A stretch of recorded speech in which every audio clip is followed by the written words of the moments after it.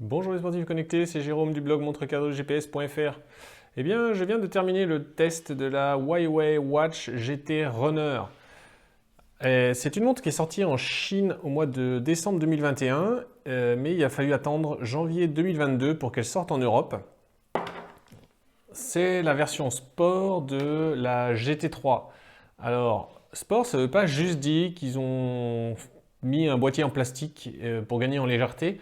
En fait, ils ont ajouté beaucoup de fonctionnalités sportives. Et donc maintenant, on a une montre GPS avec un GPS double fréquence, le suivi d'itinéraire et même la programmation d'entraînement complexe. Donc, c'est sur le papier une montre qui est alléchante et que j'avais hâte de tester.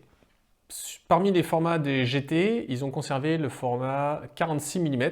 Il n'y a pas de format 42 mm. Donc 46 mm, c'est une montre de taille moyenne, c'est pas très grand.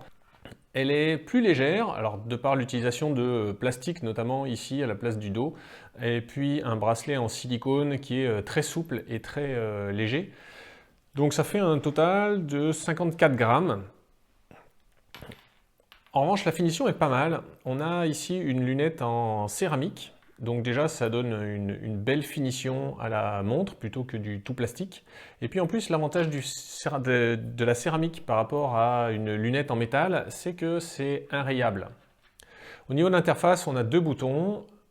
Un bouton classique ici et un bouton à molette là, qui vient en complément de l'interface tactile de l'écran. Donc pour faire défiler les menus par exemple, eh bien, on peut utiliser la molette, tout comme on peut utiliser l'écran tactile. L'écran tactile, il est vraiment réactif, il n'y a aucun problème, il fonctionne très bien. On a vraiment, c'est agréable à utiliser. Alors cet écran justement, c'est un écran OLED, c'est le plus gros écran de toutes les montres que j'ai jamais testé. Il fait 36 mm de diamètre, donc en pouces c'est 1,43. C'est avec une résolution de 466 par 466 pixels. Au niveau de l'interface, eh bien, c'est assez classique, hein. On a les notifications comme ça, on a un panneau de configuration comme ça. Ici, on a la météo, le lecteur de musique et l'assistant vocal. Et puis comme ça, on fait défiler les widgets.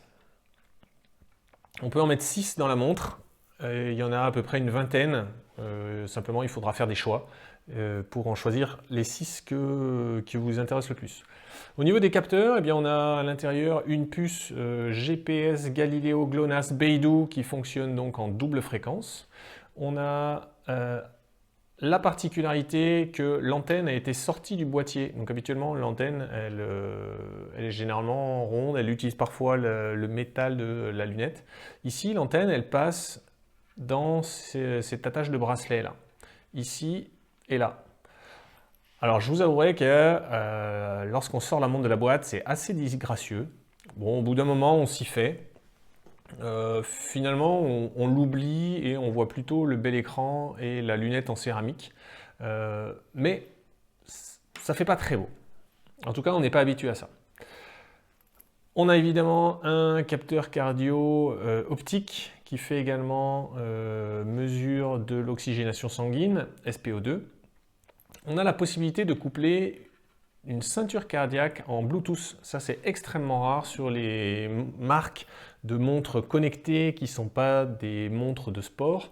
Donc, Garmin, Polar, Suunto, Coros, il n'y a pas de problème. Mais quand on tombe sur des Amazfit, Samsung, Huawei, eh bien, c'est assez rare. On a aussi une boussole, un altimètre barométrique dont le trou est ici, un micro haut-parleur. Donc ça, on en viendra dans la fin de cette vidéo, après que je vous ai présenté les fonctionnalités sportives et quand on commencera à attaquer les fonctionnalités connectées, eh bien vous allez voir à quoi peut servir ce micro et haut-parleur. Je pense que vous vous en doutez. À l'intérieur, on a 4 gigaoctets de mémoire qui peuvent servir au lecteur de musique pour stocker donc de la musique.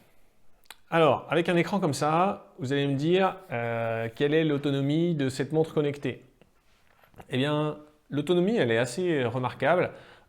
C'est 7 à 14 jours en utilisation montre connectée.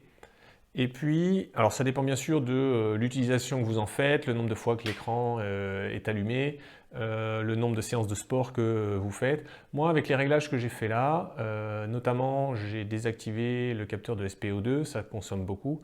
Je tiens 10 jours si je ne faisais pas de sport.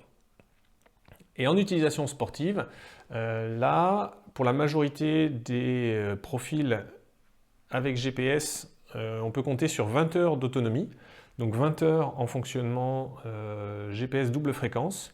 Et puis sur certains profils sportifs comme la randonnée, je vais trouver randonnée là,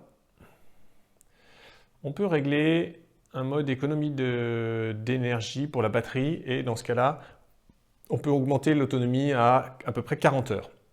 Alors ça, cette augmentation d'autonomie, elle se fait au détriment de la précision GPS, c'est-à-dire que la montre n'enregistre plus que un point GPS toutes les 5 secondes au lieu d'un point GPS toutes les secondes.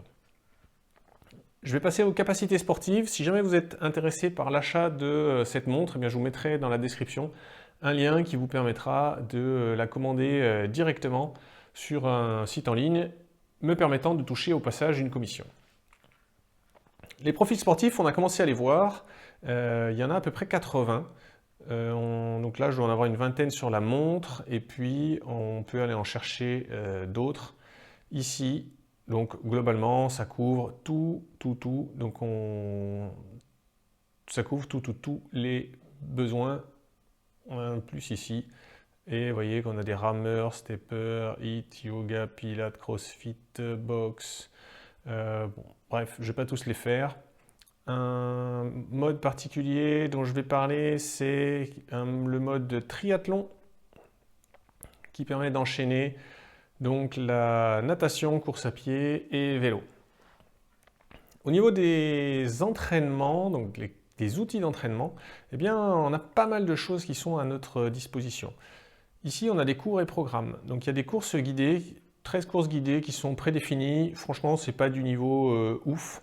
Ça monte, vous voyez, la plus longue est à 46 minutes. Et puis, on a régulièrement, 66 minutes là. Et on a pas mal de séances à une vingtaine de minutes dès lors que ça devient à peine compliqué. Cela dit, on peut ici donc programmer des séances d'entraînement sur l'application. Donc sur la montre, on peut programmer des séries d'intervalles pour faire du fractionné simple.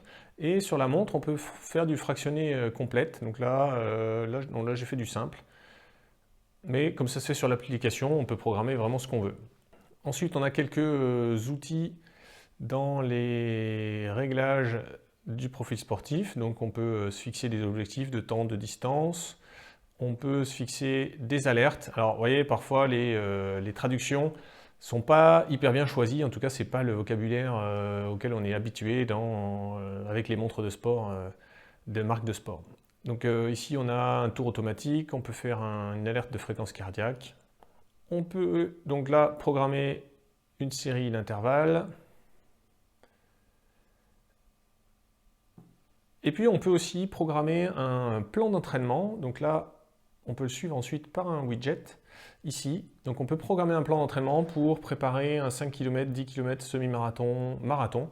On répond à une série de questions et puis il y a un algorithme qui va nous proposer chaque semaine des séances d'entraînement.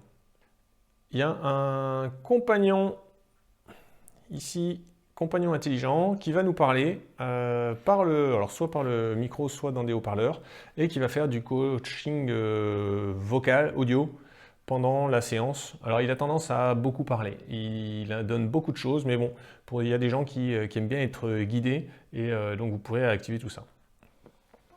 Au niveau de l'analyse, alors c'est là que Huawei m'a scotché. C'est dans la profondeur des algorithmes d'analyse. Alors vous allez voir, c'est pas ouf, hein, c'est pas une super montre, mais pour le prix, et vu la marque, je trouve ça pas mal. Donc là, on a par exemple le widget de suivi de la charge d'entraînement. Donc on a là la charge sur 7 jours. On a ici les 3 indicateurs classiques de charge qu'on trouve maintenant sur de plus en plus de marques, Training Peaks, Strava, Garmin, Coros, Suunto, Polar, donc qui permet de comparer la charge d'entraînement sur 4 à 6 semaines par rapport à la charge d'entraînement de la semaine qui est appelée fatigue. On a bien sûr le calcul de temps de récupération, alors il est calculé à la seconde, ça fait un peu sourire quand même. Le calcul du VO2 max qui est là me donne exactement celui que j'ai sur la Garmin que je porte également en ce moment. On a un prédicteur de temps de course. Et puis ici, Huawei a fait un Running Ability Index. Donc c'est un algorithme qui prend en compte pas mal de données pour sortir une note. Sur une échelle un peu bizarre, elle monte jusqu'à 87. Là, allez voir, je donne un peu plus d'explications sur le pourquoi elle s'arrête à 87,5 sur le blog. Donc je vous mettrai le lien dans la description là aussi. On a un profil, on a la possibilité de faire du suivi d'itinéraire. Alors il n'y a pas d'outil de création d'itinéraire sur l'application. Cela dit, on peut importer des fichiers GPX ou alors créer des itinéraires depuis un parcours qu'on a déjà fait et qu'on veut réutiliser pour avoir du guidage. Il est censé avoir un guidage audio, mais franchement, ça ne fonctionne pas très bien. Je dirais que ça fonctionne à peu près un virage sur 10. Donc il ne faut pas du tout mettre la montre sous la manche et puis se fier que au guidage audio parce que là, vous allez atterrir loin de votre destination. Le gros inconvénient, c'est qu'il y a assez peu de possibilités de synchroniser avec d'autres applications et notamment moi j'utilise un iPhone et en fait il n'y a aucune possibilité de synchroniser, par exemple d'envoyer automatiquement les données vers Strava. Dernière chose que je peux dire sur le sport, si vous voulez la comparaison de l'étude des traces GPS, notamment pour voir l'effet du géopositionnement par double fréquence, et bien là je vous renvoie vers l'article sur le blog. Je vous ai déjà dit, il y a le lien dans la description. Au niveau du suivi d'activité quotidienne, c'est relativement limité. On a là le suivi de la fréquence cardiaque au repos.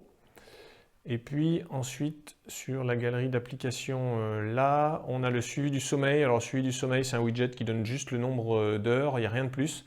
Par contre, dans l'application, il y a beaucoup plus de détails et de statistiques. On a là un exercice de respiration guidée. Là, le suivi du stress.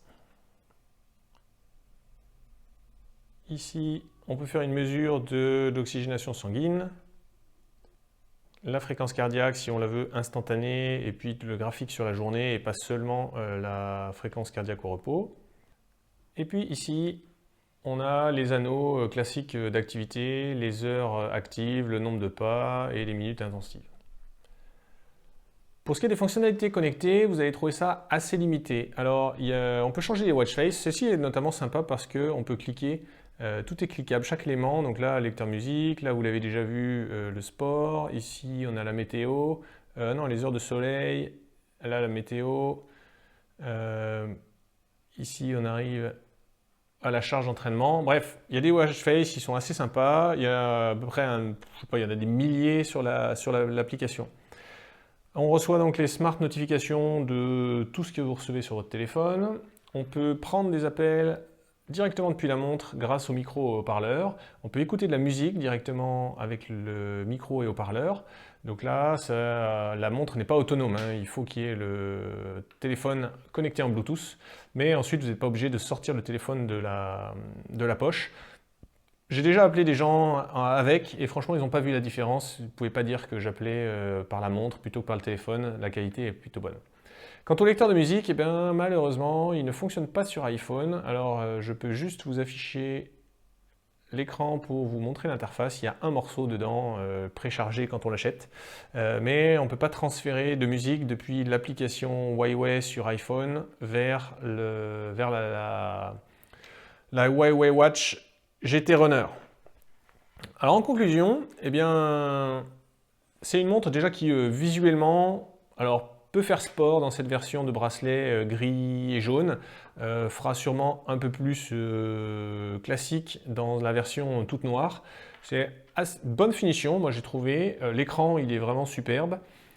Et puis on est à un équilibre où il y a assez peu de données, donc il y a assez peu de champs de données, de choses qu'on peut personnaliser sur les écrans de données. Donc on peut personnaliser les écrans de données, simplement le choix est assez restreint. Et puis, en revanche, par rapport aux autres montres GPS low cost, eh bien, il y a beaucoup plus d'algorithmes d'analyse et de conseils qui sont donnés. Et donc ça, pour des gens qui sont débutants, qui chercheraient une montre connectée avec une bonne autonomie et pas mal de conseils pour faire du sport de temps en temps, eh bien, j'ai trouvé ça pas mal. Je trouvais que c'était un bon point d'équilibre à un prix qui était correct. Elle est vendue 300 € en France. Mais en revanche, pour les sportifs plus avancés, eh bien, il y a des fonctionnalités qui manquent encore un peu de fiabilité.